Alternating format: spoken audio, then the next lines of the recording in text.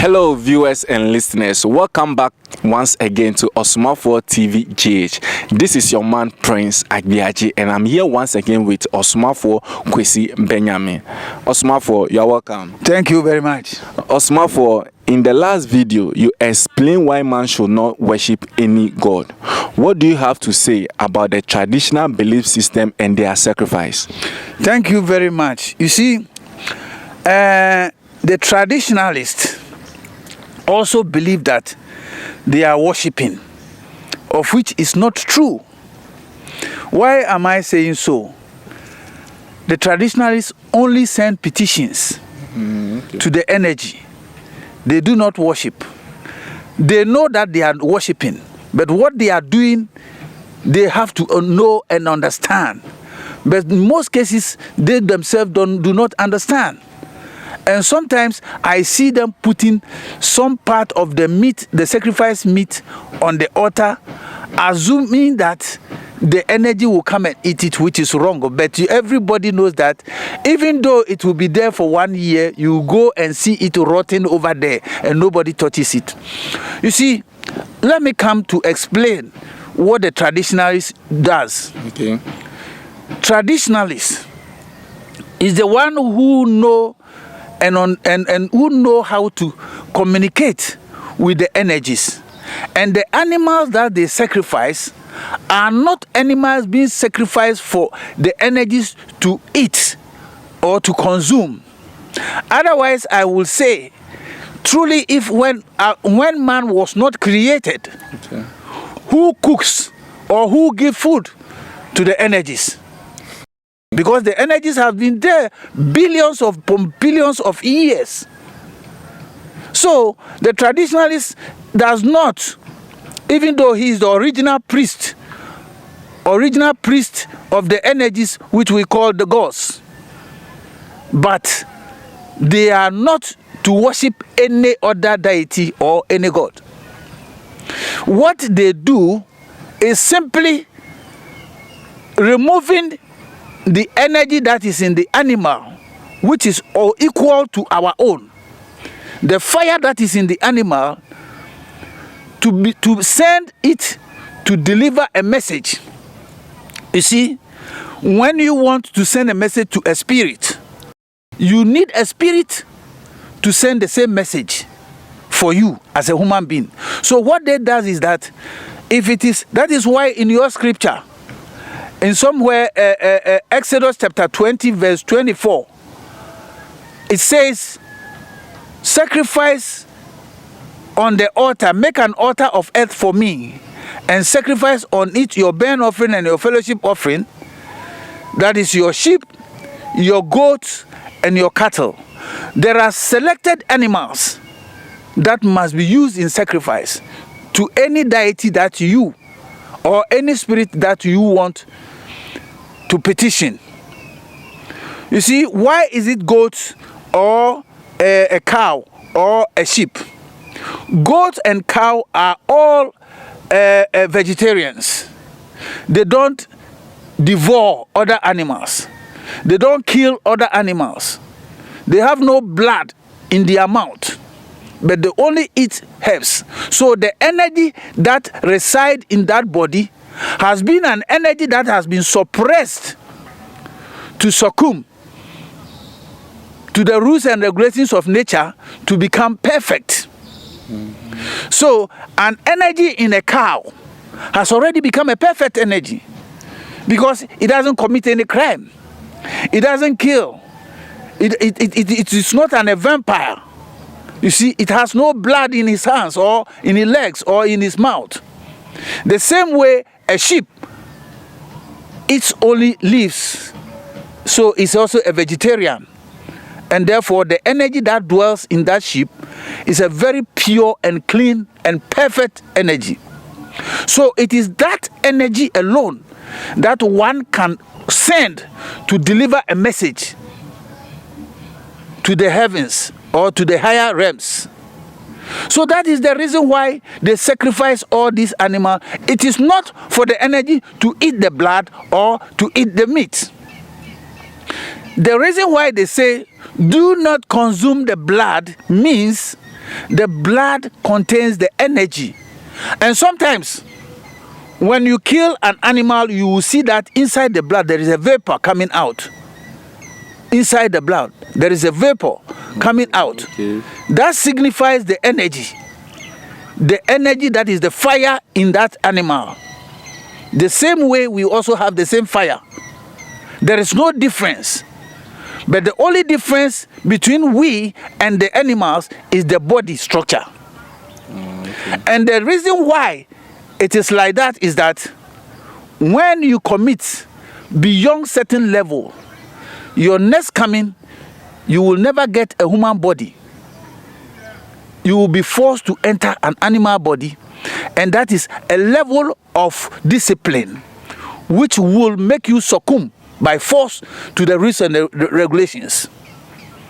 Because a goat or a sheep or a cattle in the bush or anywhere, if it is not the owner who has built a structure for it to reside inside, if there is a rain, it has to stand in the rain. If there is too much sun, it has to stand in the sun. If there is too much winter and the weather is cold, it has to stand and bear the consequences. That is a training for the energy to succumb to the orders and regulations of the nature. So now, that energy has become total submissive. And therefore, the energy is a very perfect energy now. And it has every right to go into the spiritual realms. Okay. So when they kill that animal in the name of sacrifice, actually it's not sacrifice. It's to release that perfect energy to deliver a message that the message for which they have killed that animal, to deliver that message in the spiritual realm. If it is a petition, that animal, that energy in that animal is to send that petition. If it's to ask for a blessing, that animal, the energy in that animal is so perfect to deliver that message. That is why you cannot use a devour animal like the lion, the leopard, the dog, and other devour animals in the sacrifice, because the energy in it has already committed crimes and therefore cannot deliver. You see the differences? Yes, please. But at the same time, there are other energies that we do sacrifices for that. We do sacrifices with other devour animals like dogs. And that energy, we call it, in our Hebrew language, we call it Osomafuo. Okay. Bravo in English. Actually, I am not an Englishman. So you people must listen to me the way I am expressing myself in that language, the slave master's language. I don't even want to use it, but the benefit of many of you who cannot understand my language, that is why I'm using this. Okay. So when we say Osomafuo, it means the energy that is an executioner. You see, the energy that is an executioner, because we have energies that are executioners. Oh, okay. In our Hebrew language, we call it tigari, which the people call tigris. In Hebrew, we call it tigari. It's energy that is an executioner. Executioner because when a person commits more crimes, that energy will terminate his appointment time on earth, so that he will go back and come again. Going back and coming again is much more punishment than any other thing, because when you go back without your appointed time, that means you have not qualified to go back to where you fell from. Okay. It means you have a lot of years to wait in the air. That is the spiritual realms. You have to wait there several centuries before you can reincarnate again. And it serves as another punishment to every energy that does not qualify to go back home. You see, that is what the Christians will say. If one sinner repents, the heavens jubilate. That is not what it means. If you qualify to go back home, that is where the other energies that has missed you for thousands of years will jubilate that now, upon all, you have qualified and come back home. Oh, okay. It's just like my uncle who is in the US for several years and does not want to come back home. One day when he returns, the whole family will jubilate. Yeah. It is the same process. So what the traditionalists are doing is more perfect, but they themselves don't really understand what they are doing. Because there is no spirit that a human being can use his ordinary mouth to call him like Kojo or Stephen, come here, and the spirit will come. No, you need a spirit to communicate with that spirit before it will come. That is why the mediums, when you go to consult or to call any energy, the medium will use another energy to go and call that energy for you. Like it is written in your Bible that Jesus, or Jesus, as you people are calling him, went and called Moses and Elijah, whom I call Mauli. He went and called these two energies, but they were long dead. How was he able to call? He went to the medium, and the medium sent another spirit to go and call them. Because a human being cannot just wake up and say, I'm calling a spirit, and the spirit will answer. You need a spirit to go and call a spirit. And there are people who are perfect in that process. So the priest, who is the traditionalist, will also kill the animal and send the energy that dwells in that animal, which has become perfect, to go and deliver the message he wants to deliver. So that is the system. But sometimes the traditionalists themselves don't understand what they are doing. They all thought they are serving the energies. You don't need to enslave yourself to any energy. You don't need to enslave yourself to any. We are here because we can petition them for anything that we do not understand. We can petition them to come and help us. Because now, as an energy, I am in bondage. I am in bondage in what sense? I am in bondage in this spirit, and therefore my ears are blocked, my eyes are closed, I can't see what is about to happen, I can no longer hear anything, so I need a purified energy to stand for me. Okay. So that is why, as a traditionalist, I will kill that animal and release that energy that has become perfect in it to deliver my message for me. That is the essence of the sacrifice. But many people don't even understand. You see, they don't understand, thinking that, oh, when I kill the animal, I should leave the thighs for the gods. The gods doesn't eat that food. The energies doesn't eat that food. You see, so if it is man's responsibility to cook for them, then they will die.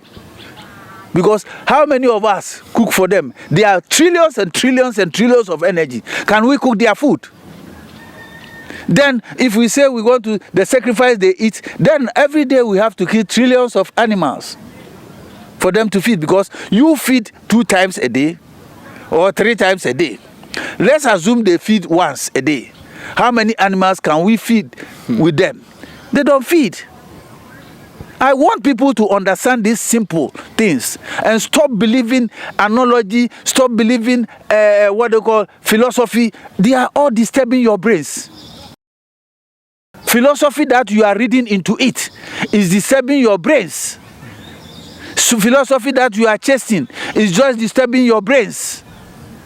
Simply begin to understand that you are here, one, not to worship any deity or God, but you are here to practice righteousness, to save the energy that has been blocked in this body, to save the energy that is in prison, to save the energy that has short glory, that has short of his glory.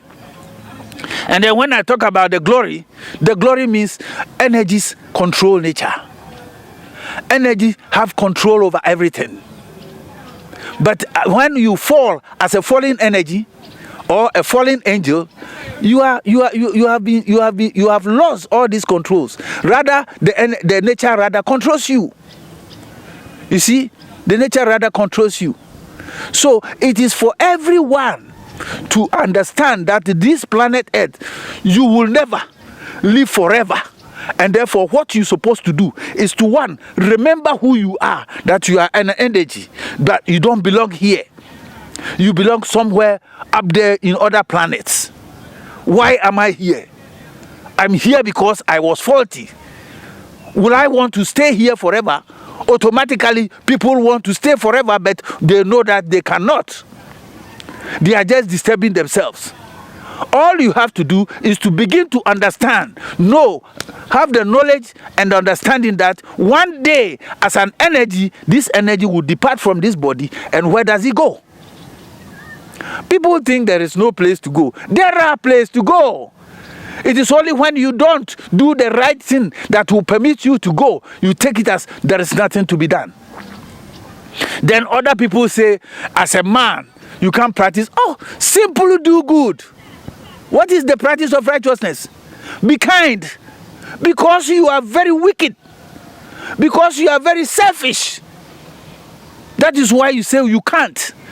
But when you set back your mind correctly, when you sit down and begin to use that brain that is in this coconut pot, you will begin to understand that, yes, once I know I will never live forever on this planet, once I know that I am an energy, once I know that I came from somewhere, once I know there is a purpose for which I am here, I have to follow that purpose.